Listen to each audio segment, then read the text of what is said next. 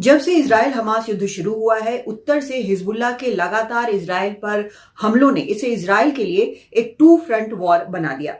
लगातार हमले के कारण इजराइल को वहां से लोगों को इवैक्यूएट करना पड़ा, वहां पर ज्यादा सिक्योरिटी लगानी पड़ी, वहां पर सेना लगानी पड़ी, वहां पर असलहों का इंतजाम किया गया। आयरन डोम का भी इस्तेमाल हो रहा है उधर, क्योंकि वहां से लगातार मिसाइल, रॉकेट, ड्रोन जो है हिजबुल्लाह लॉन्च कर रहा है।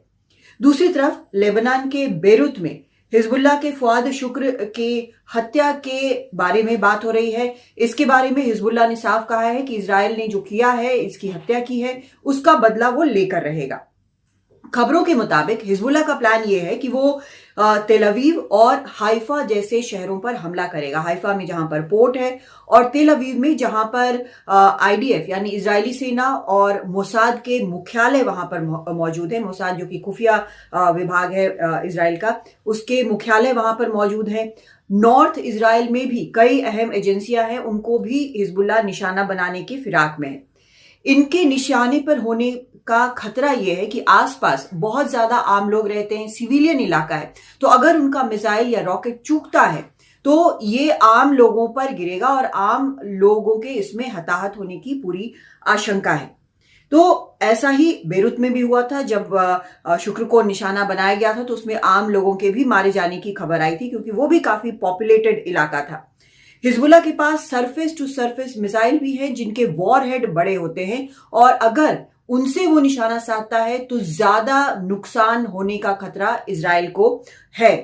हिजबुल्लाह के प्रमुख नसरुल्लाह ने टेलीविजन पर यह आकर कहा है कि हमला होकर रहेगा इजराइल पर, चाहे ईरान इसमें साथ दे या ना दे, और चाहे कुछ भी हो जाए, कॉन्सिक्वेंसेस कुछ भी हो, हिजबुल्लाह जो है वो हमला करके रहेगा।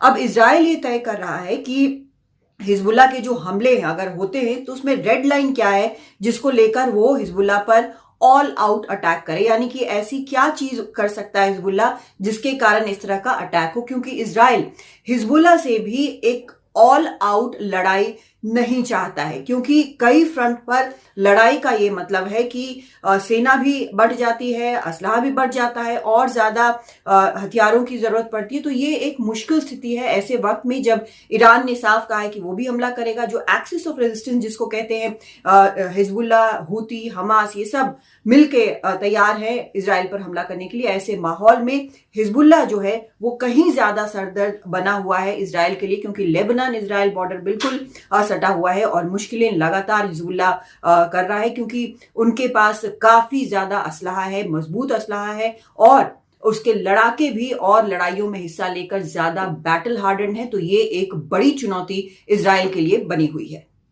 दिल्ली से कादम्बिनी शर्मा, एनडीटीवी इंडिया।